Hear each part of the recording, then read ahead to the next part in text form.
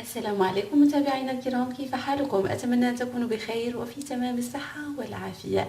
فيديو جديد ووصفة جديدة. هذه المرة سنعمل وصفة للتخلص من الكحة والسعال باستعمال الزبيب، هذا العنصر الأكثر من رائع، فهو غني بمضادات الأكسدة التي تعمل على مقاومة تأثير الجذور الحرة ومنع الإصابة بالعدوى من خلال منع نمو وتكاثر البكتيريا، وبالتالي فإنه يتميز بخصائص تساعد على التقليل من السعال والتخفيف منها. إذا سنحتاج للزبيب، كما تعرفون هو عنب مجفف، وسنحتاج لكسرولة. سنأخذ مقدار ملعقة صغيرة من الزبيب ونضعها في كسرولة، ثم سأضيف إليها مقدار كوب كبير من الماء، ثم سأضع الكل على النار،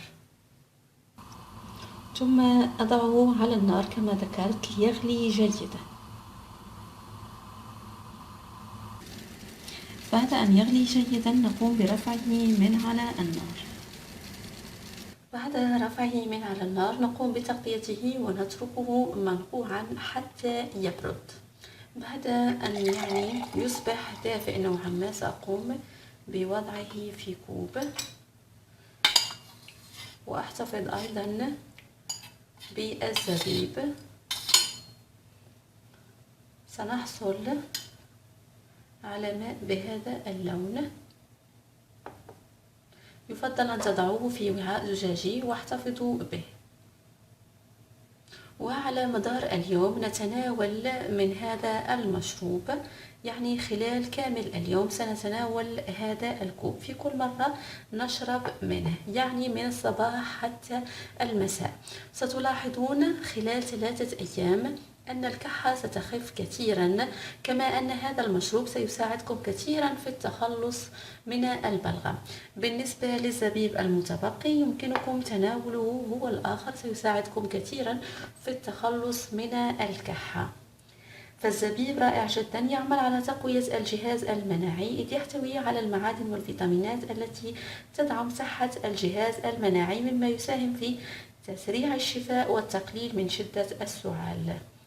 كما أنه يساعد كما ذكرت في طرد البلغم والمخاط الذي يتراكم في الحلق ومجرى الهواء، وأيضا يقلل من تهيج الحلق. إذا داوموا عليه كما ذكرت وستتخلصون من الكحة نهائيا، استمروا عليه حتى تختفي الكحة بالكامل. وكما ذكرت خلال 3 أيام الأولى ستلاحظون تحسن كبير جدا جدا. كانت هذه وصفتي اليوم للتخلص من السعال والكحة، أتمنى أن أكون قد أفدتكم بها. لايك للفيديو وشير لمشاركته مع غيركم حتى يستفيدهم أيضا. إن كان لديكم أي استفسارات اتركوا تعليق. شكرا على المشاهدة وعلى انضمامكم لقناة مفتاح الحياة، وأضرب لكم موعد في وصفة قادمة ومجربة.